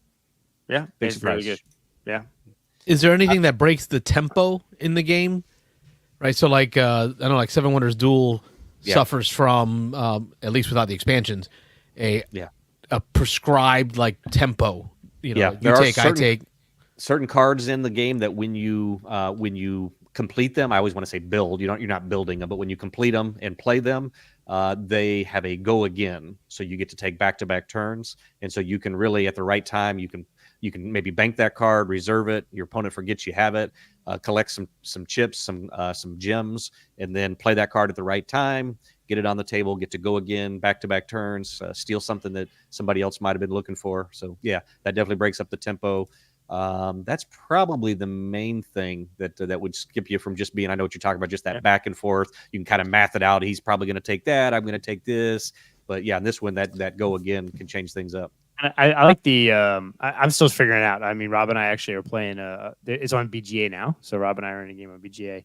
I'm still going to get trounced by him in this. The last game was fairly close. There's 3 different win conditions, which I like. There's 20 points in cards in total, 10 in one color as far as points or the number of things, the gems, and then crowns. You can win by a crown. So, like in the game we played in person, Rob was kind of close on all 3 or 2 of the 3. And I realized he was running away with the 20 points with the crown. So let me just get all the points in one color. And I was about a turn away from getting that or getting close to it when he finished it. I'm going to get trounced in the game we're playing on BGA right now, but I'm still trying to figure out how to play that. But I like the idea of, in regular Splendor, you have the stacks of chips and you can pull 1 from each color, or you can pull 2 from the same color as long as it's not the last of the color. But this one there's a grid. All the chips are out, and you can take 1, 2, or 3 chips in a row, unless it's a gold, right? And so but what's cool is as they get picked and kept or used, they go back in the bag. And before your turn, you can choose to replenish the board, pull all the bags out of all the chips out of the bag and put them back on this board. But if you do, you give a scroll to your opponent, which allows them to, before their turn, they can use a scroll to just take any one chip. And there's a couple of different ways that those scrolls kind of move back and forth, and there's 3 of them in the game. So I kind of like that. There's some strategy there as far as, well, the board's pretty empty. I could replenish, but it gives Rob a scroll, or I could just live with my choice and leave it open and let him replenish. Kind of like Jaipur with the camels. Like you see the camel heavy, like and yep, like, do I pull the camels because it's just going to give Rob a nice a menu of options to take from? Right. Yep. Absolutely. The nice thing is, it's not your whole turn that replenish. You can replenish it. It gives your opponent what do they call it, a favor or whatever, where they can just steal 1 chip at any time they want off the board for free. So there is a little bit of an advantage to your opponent when you do that refresh action. But the nice thing is you do the refresh and it's not your turn. So now you fill up the board and then you have first selection of all the stuff that's out there. So it's kind of a neat little twist on that. Most games do it kind of the other way around. If you sacrifice that turn and do a refresh, your opponent gets the first one, and everybody's always reluctant to do that refresh. You're waiting till you have absolutely no choices, and then you're refreshing. So this was kind of a neat twist on that. That was really good. It was a fun game. It was definitely up there with my 2-player games I like, and one that I might pick up to add to my, because I pretty much have all the classics. Lost Cities, Jaipur, Hanamakoji, Targi. This would fit up easily in those groups. Yeah. I'm trying to remember. I'm drawing a blank. I don't have my BGG in front of me here. But what else did we play? We played Mille Fiori. We played That's Mille right, Mille Fiori. Fiori. Oh, I want to hear about that. Yeah. Well, go ahead, Wayne. I liked it a lot, but yeah, you can probably explain it better than I can. So there's 4 or 5. 1, 2, 3. There's 5 different kind of play areas, and on your turn, you're playing a kind of translucent plastic piece into one of those zones based on the cards, and it's kind of a drafting thing. So you all have a hand of cards, you draft a card, pass it over, and then you flip the cards out and you go in player order in those zones. And each of the zones kind of score differently. There's a shipping area and goods. And there's kind of like 2 areas where there's pyramids where you're trying to match your card to the tile. It's kind of very abstract, but it's basically just like 5 different tracks and scoring areas, and how you play the tiles, you move up various places. But if you time it right, there's multipliers, and if in each area, if you're the first one to get 2, 3, or 4 of the same or different, or you've covered one of each of the goods in that area, you then score like 30 points, and the next person there only scores 15 or 20. And so I think that's the best way of playing it. But the even better part is at the end of the round, the cards that aren't used get laid out and are added to kind of a tableau where in each of the zones, as you get to various multiplier areas or scoring areas, you'll then get to take a second turn and pick one of the cards that are face up and play that card. And so you can kind of combo that to, okay, hey, I finished this pyramid, which gives me 9 points, and then it scores double because I'm here. And then I covered this spot, which then lets me pick another card. I pick that card and lets me play over here, and I score that, and then double that, and then pick another card. So you can kind of do some combo-rific things there. It was fun. It was a really fun game. I really enjoyed it. The production value was okay. I mean, it was the board was sort of plain, and it's just little triangular clear plastic pieces, which was kind of cool. But it was interesting because there was definitely like, you want to be in this area first, or you don't want to go to this area. And I think, Michelle was finishing Michelle Gallagher. She was killing us in the beginning of the game. Like she was hitting this one area super hard and getting these crazy multipliers. Yeah, it was bad. and the whole game, the other gentleman and I were playing. We're like, Rob, you're in second place, man. You got to start blocking her. And he's like, I'm not blocking her. I'm not going to do that. And she kept running away with it. And finally, but what was interesting is we caught up to her because at some point her crazy little engine in one of the areas was drying up. Capped out. So she capped out basically. So we then, the other areas that we were focusing on, she wasn't in. So we were able to catch up. And then towards the end, she had a couple of good plays where she pulled ahead again. But it was interesting. There was like several times in the game where, she's killing and we all catch up. Then one person went way ahead and then she caught up to them. So it was some swinginess there, but it was good swinginess. We were like, oh, that's kind of interesting. And there was a while where I was like, oh, man, I'm not doing very well here. And then there was a couple of plays that I had and that caught me up real quick. So you can score a lot of points quickly in this, which is nice. I like that concept of, you're not out of the game even if you're way behind, because if you play it right, you can combo a couple of turns and really catch up quickly. So it was a fun game. You probably mentioned it. I Okay. might have missed it, but I was looking at my turn. But at the very beginning of your explanation, did you mention that there's this drafting cards? I know you mentioned a couple times getting cards. Okay, so that was really fun for me. Is that draft? So getting a hand of cards, selecting one, and then there's a turn order. So some of the areas, like one of the tracks on the outside, if you place the next one there in that area, it might be worth 10 points. But then the one after that may only be worth 1 point. And so there's all this kind of gambling. It's like, oh boy, I'm third this turn. But if I could get the first one in that area, hopefully the 2 people ahead of me don't have cards for that area, because everybody's going to want to play that one. That's 10 points. That's a pretty big chunk of change there. So there is, do I take the card for that area? And if somebody beats me to it, then I have to, I've got the card pre-selected. I've got to play it. And then I only get 1 point when I was hoping to get 10 points. And so some people may not like that randomness stacked on top of the drafting aspect, because a lot of times you're drafting, you're setting your future and that you're kind of locking it in. But this you're drafting and then it's turn order, and sometimes that turn order can really mess you over because somebody jumps in, does something you didn't expect, or takes the spot that you want, and then now you're in a much worse spot. So that's one thing again that I think people definitely try before you buy on this one. It is pretty simple to learn, and it's pretty simple to figure out the areas, but it's got some complexity to it in the order that you do things and the way that you try to stack things. So yeah, and that turn order changes every round. So like, I started, I was first player, right? And then after that, at some point you're gonna be the last player. So if you're the last player, you have to realize like, that 10 looks good, but there's a pretty pretty good chance that the other three players, one of those other three players, is going to pick that spot. Or do I risk it? Right? Do I risk it because I want it? And so there's some fun play there, and I think there is some card draw play. It depends on what you get. Like there were some rounds where I got 3 of the 4 cards I had to choose from. 3 of them was from the same zone, and I'm like, well, I don't really want to go there, so I guess I'm going to pick this one. But there is another aspect of the card of you, and I think this is where Rob and I didn't play it at all. You can play the card for the zone, or there's like a number value on that card, which then lets you move a shipping track. And on the shipping track, it's like a separate track where you're moving a ship kind of like selling goods, and it has its own victory points and bonuses.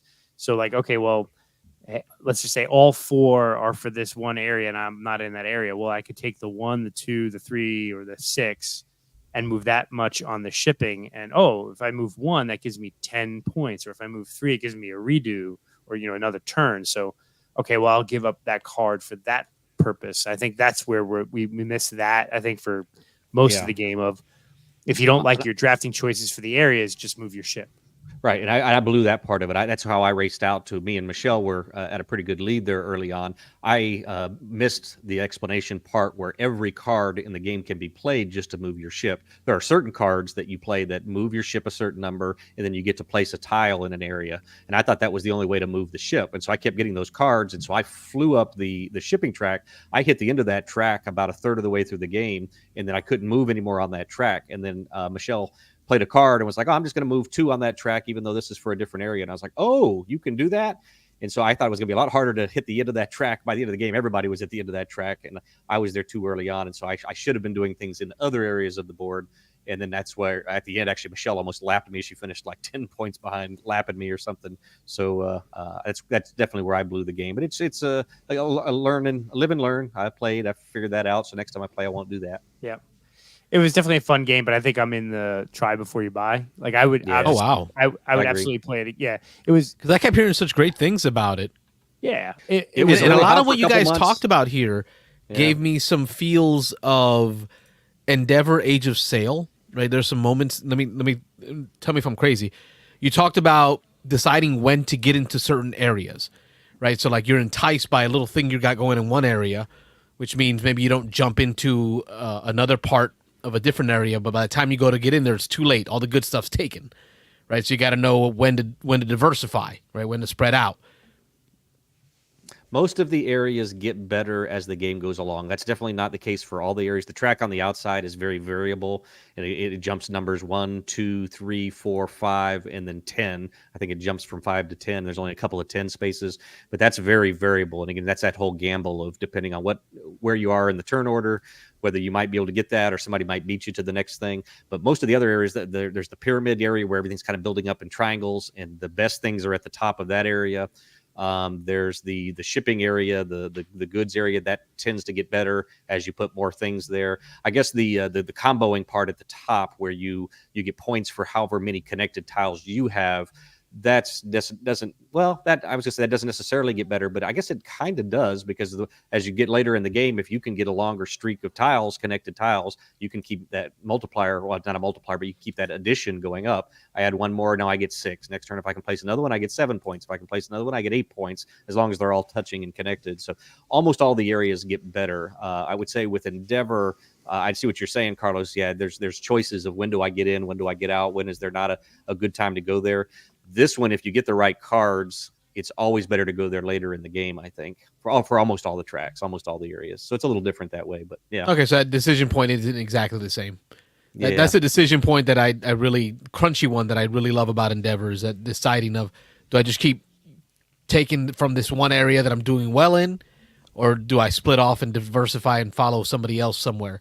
But then there's that timing aspect of, I need to get into the influence track for that governor card, but if I don't time that right, like I want Wayne to grab one so that I can grab that next one.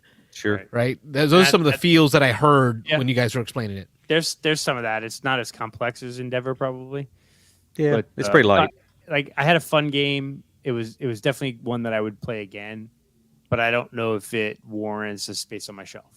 But again, I think that's so subjective because all 4 of us in this game are easily 200 plus games in our collection. So we're the kind of people that are like, is it, there's a lot of games in our shelves already. So it's any space that a new game is going to take has got to be a kind of hard to get in there. Game. Yeah, it's hard to get in. So this was a fun game. I agree with Wayne. This really was a fun game. I'd play pretty much any time it hit the table. I don't think that I'd really ever say no, but I agree. I don't think it really replaces anything, and it's one that I would have to run out and get. And again, talking to you, Carlos, this game was huge for 4 or 5 months. It was all over the place. Everybody was playing it.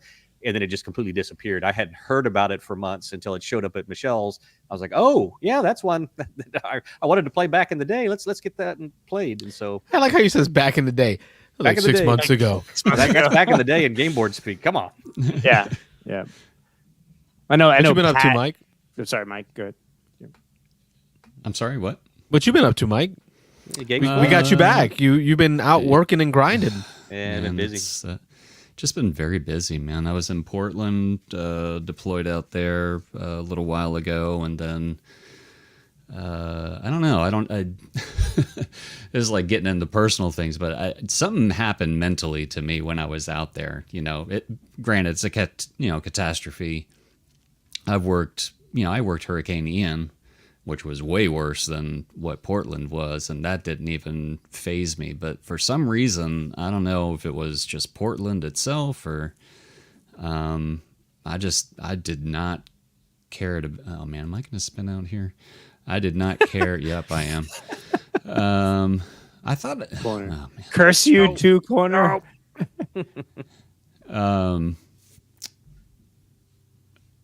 I get them all flustered down. Yeah. So and just other things. I've got I've got a my last cat that's turning 17 and he's having issues and he's probably gonna have to be put to sleep here soon. That sucks. But just a ton of work picked up. It was like feast or famine. So now it's feast. But I did get to play last Saturday. I went over to my friend Scott's house and we played a 6-player game of Guards of Atlantis 2. And I know like last year I started poo-pooing on that game. Yep. Mm-hmm. But the more I'm playing it and the more I'm learning about the different characters and everything, I'm really liking that game now more and more as it goes on. And that's not a first that I've heard from you, Mike. Like, and I don't know how you do that. How I do what? So you play a game and it's like, you kind of poo-poo it a little bit, right? But then you play it some more and it grows on you. The numbers in the corner, is that my gear or is that how many spaces? How many how many spaces you could be going when you cross that corner. Wait, so like that two gear thing is your speed thing, and it's -1. So when you cross that 2 line, you can only be doing one. Okay, okay. All right, thank you. Yeah, like you'll play a game and be like, nah, but then you'll give it another try and it'll grow on you. Like, I don't know. Like, I don't have enough time for that. I play a game once and it was like, meh, never again, dead to me. Well, only because the one game that made me think like, I really need to play a game at least 3 times to get a really good grasp of whether or not I like it was Super Motherload. The first time I played that game, I was just kind of like, and the second time it was like, and then that third time I played, I was like, man, this is a great game. I don't know what it is that clicks in my head. I mean, I know why with Guards. It's the first 2 games were just miserable because it plays like a MOBA, and if you don't play your character to their strengths, everything you try to do, you'll just get your butt handed to you. And that's exactly what happened the first 2 games. And I think this was the 4th time I played it now. So like the 3rd time I played it, I was like, okay, now I'm starting to understand. Now I'm going to remember this character. I'm going to pick the same character again next time I play, because there's a ton of characters you can choose from, and it's very asymmetric. And played it again this past weekend, and I was like, okay. And especially with 6 people, because you got 3-player teams. It was really good. I enjoyed it a lot. So I played that. We played... trying to remember now what we ended up... Oh, we played Bacon, which is one of the new small box games from All Play. Yes, that one size that they make now, that the Christmas the little one, the square box one, yeah, Chomp, yeah. I think it is one of them, and That's another one, yeah. So this is Bacon is. It's more of a card shedding game, like a team-based card shedding type game. But there's you have like a menu in front of you, so you have like your normal things that you can make, and they have like funny names for it. But it's basically very very much like trick taking, where you could play high card or you could play, but then it gets into the shedding stuff where you are. All right, so just a quick question. So I've moved my 4. I'm at the 4 line. Can I do the extra space, or is that going to penalize me? well, if you cross the line, you trigger the check step of your speed of the corner. So as long as you don't cross that line, Okay, you will never all right. trigger the check. But by doing the extra move, you will now trigger the audit to see what speed did you go compared to the corner. So you're currently Gotcha. going 4. If you trigger that additional space, if you're going 5, Right. All right. So it or is you're going to gonna penalize. pay I one. didn't know if that extra space goes against that or not. But if you have heat in your storage, you can go around that. So if you go out around at a 5, you'll have to pay 1 heat. If you go around at a 6, He you'll has have to no pay heat. 2 heat. No heat. He's at Okay. zero. 0 heat. All right. I'm showing it on the screen. He's 0. that all the heat is in his tires, in his Brakes. Yeah. It's coming out of my ears because I'm pissed off. A little bit. No, Michael, no. Sounded like Toto. That was a great season of F1.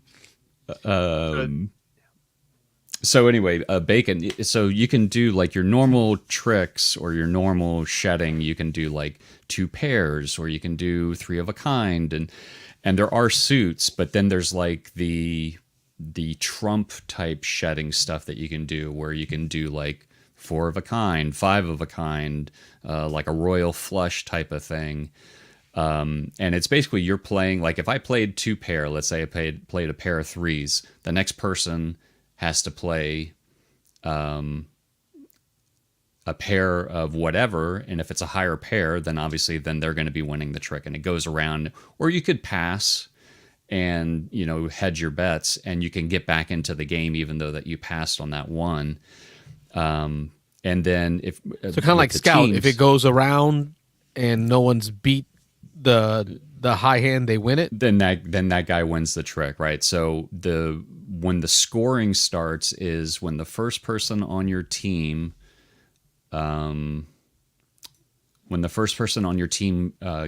gets rid of all their cards, then it goes into the scoring phase. So then at that point, the next person, so that team would only be able to score at that point. But the other people on the other team, if they can start getting rid of their cards and get rid of their hand of cards faster than the other people on the team that went out first, they start taking points away from what they can actually get that round.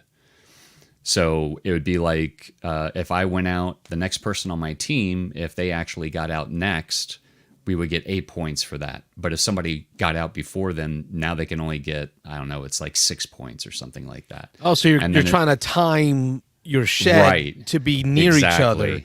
Exactly. And when you win the trick, you can go to one or the other, if you're playing 3 people on your team, you can ask one of your teammates, do you want to lead this turn? And they have to answer yes or no. And you don't have to give them the lead. Like you could just play the lead if you want to, if you think that you have the better options at that point.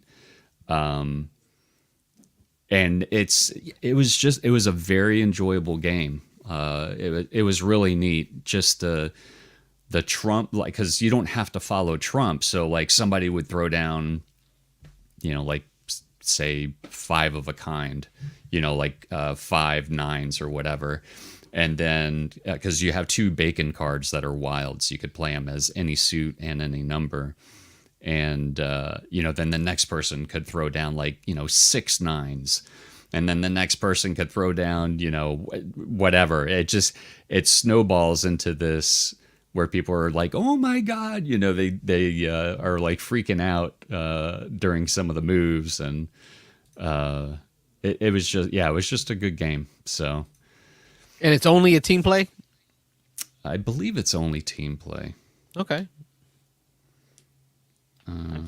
Yeah. So anyway, played that. It's Bacon by All Play. Yeah, Bacon. Oh, then we played a 6-player Captain Sonar. That was the first time I've played that. Nice. That was pretty cool. I didn't think I was going to enjoy that game at all. And We talked about it last week too. It came up a lot. We played an 8-player. But an 8-player game, 2 weeks ago. Oh, really? How'd that go with you guys? With Awesome. 8 people? That was good. Yeah, it was fun. Yeah, I could. With 3 people, I know the captain takes over like the next easiest job. I forget what it is, but with the 3 people, like I said, I did not think I was going to enjoy the game at all, and I ended up really liking it. It's one of those games that is group dependent, and you have to just get into it. But the energy, like when you have, you could the manic pace of it just gets you going. Yeah. Yeah. It's it was pretty neat. So we played 3 games of that because we kept swapping positions. Like each of us got to try each one of the different roles in the game. Now, what about the makeup of the folks? Are we talking like a tight-knit game group, family stuff? Or are we talking like people you don't know? Because that really changes how the game plays. Yeah, everybody that was there that day were people that I have played with in the past. 2 of the guys, like, I haven't played with anybody more than those 2 guys last year. Like, I've played a ton of stuff since I've moved here with them. So that it was a good group to play with because pretty much everybody I had been introduced to previously, and all very good. We gel very well together. Not as good as you guys, but we can't like spout off racist stuff and have the other person take offense to it. Yeah, but joking around, of course. Are they better at teaching games than we were at teaching you heat? Well, I think a turd on the floor would actually be better than what you guys taught me. Yeah, there you go. Makes for good TV. It's funny that you said that though, because there is one guy that sometimes he'll request, "Oh, let's play whatever," and then my friend Scott will say, "Well, then you're teaching it," because it usually will be a more complex game, and he just does not teach very well. He's all over the place and has no rhyme or reason to how he explains things, and Wait, so this is the punishment that you give yourself when this person chooses a game? You're going to also make them teach? Well, no, I don't say you have to teach it. My friend Scott is the one. He's usually the one that hosts, whenever we play.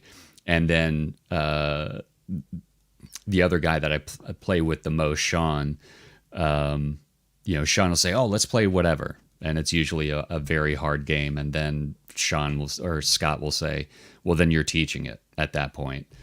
And it never really goes well after that. So Nice.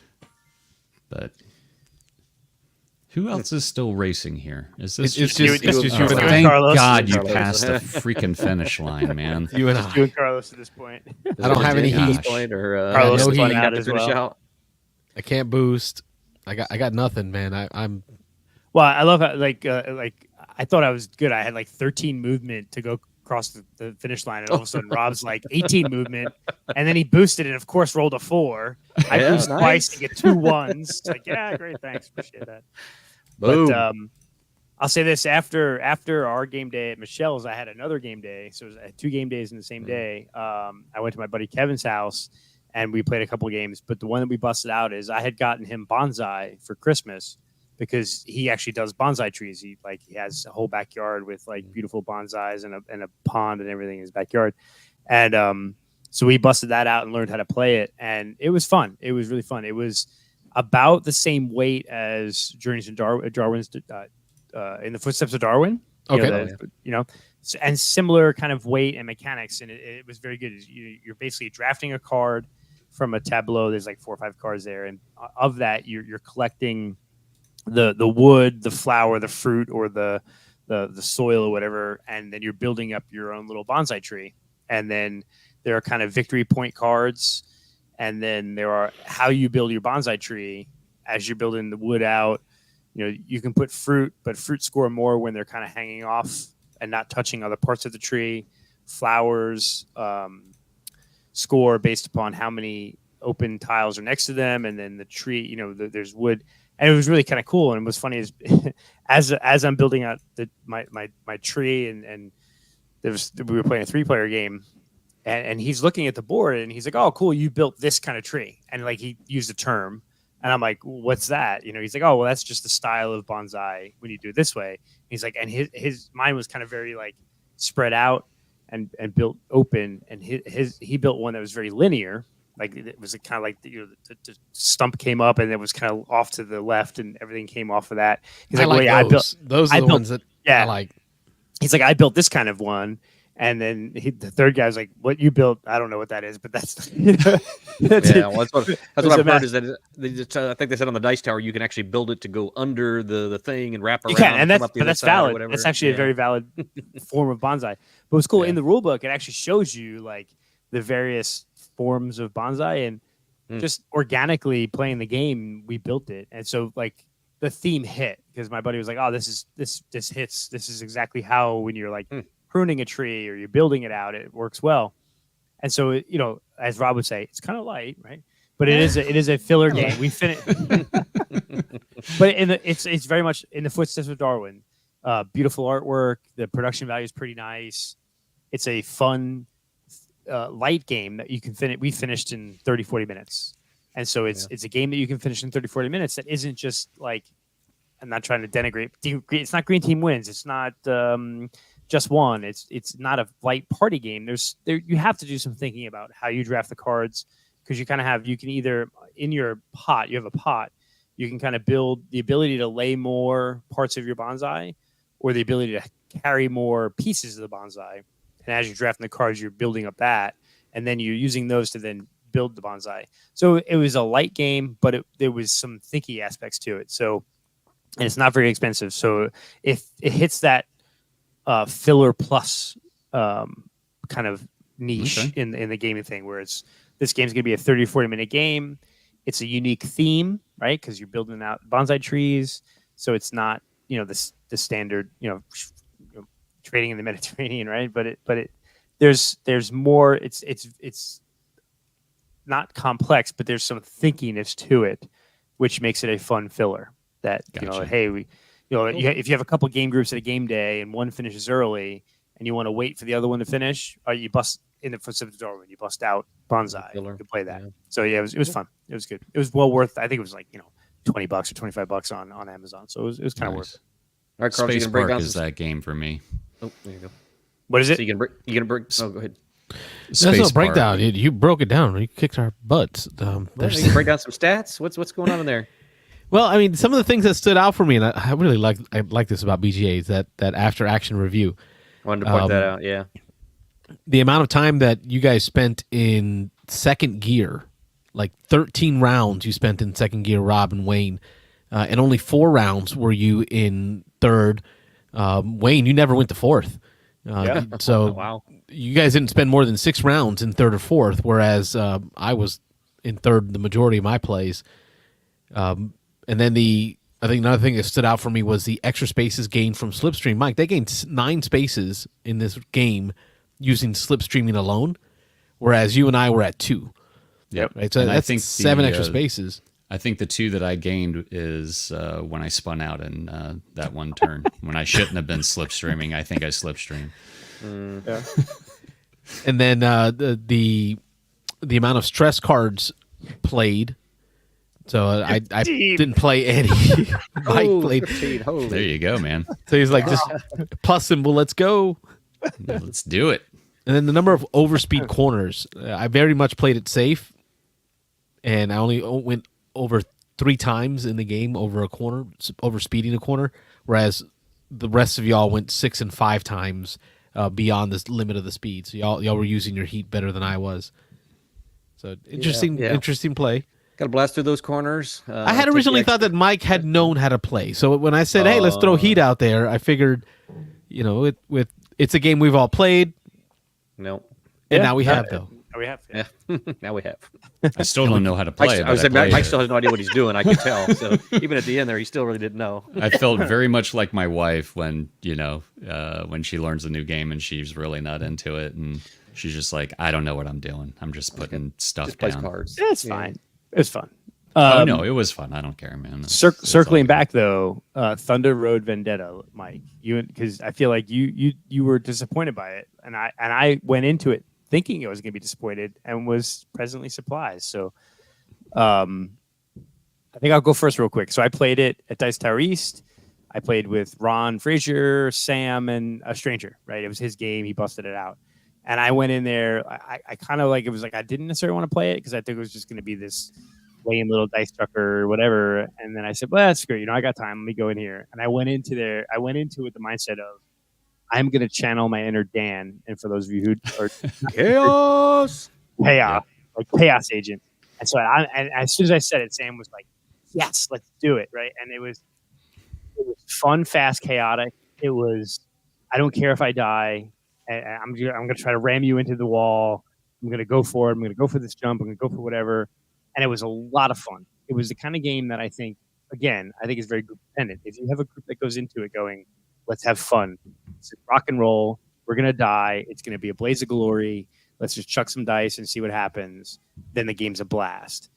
The negative I have is that it's expensive. It's Foundations of Rome type expensive for me. And it's like for the game you get for the price you pay,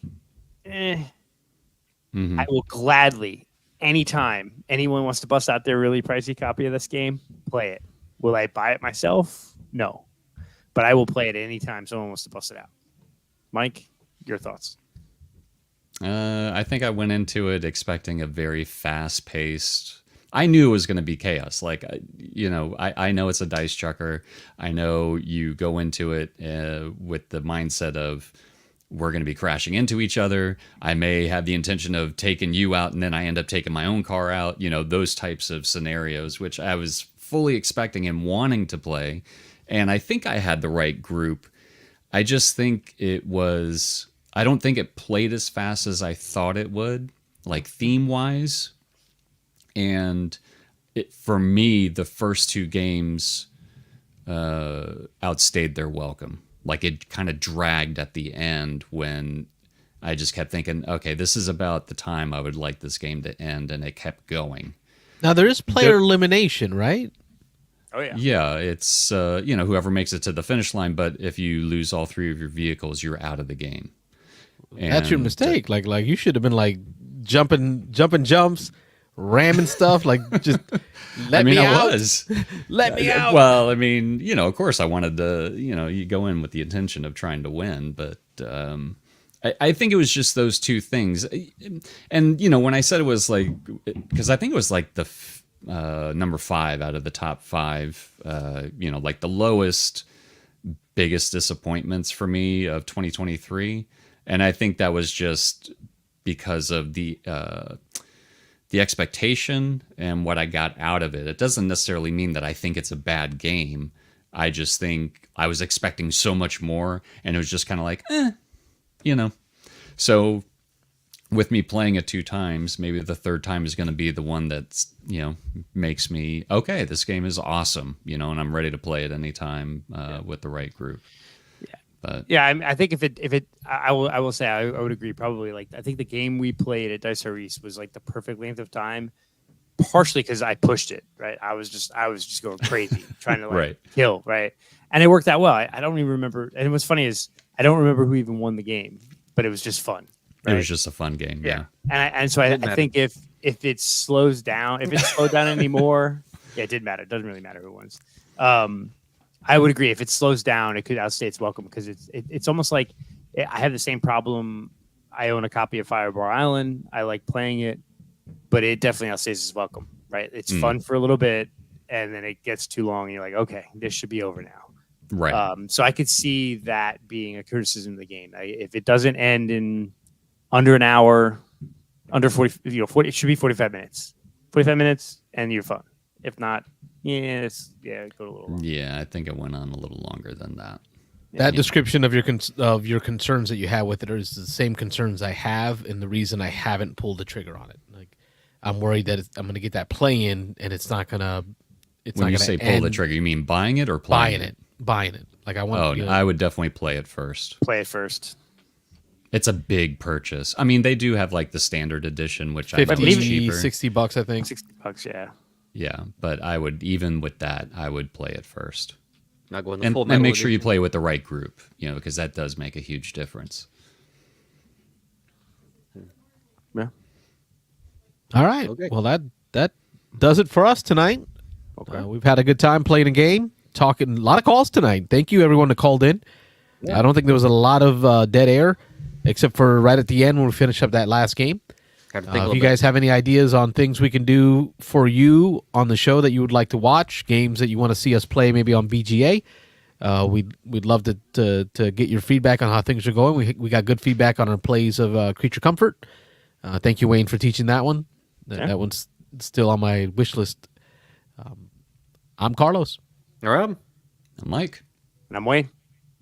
Thanks for watching the Beans and Dice podcast. Don't forget to like and subscribe. Hi, everybody. Shut that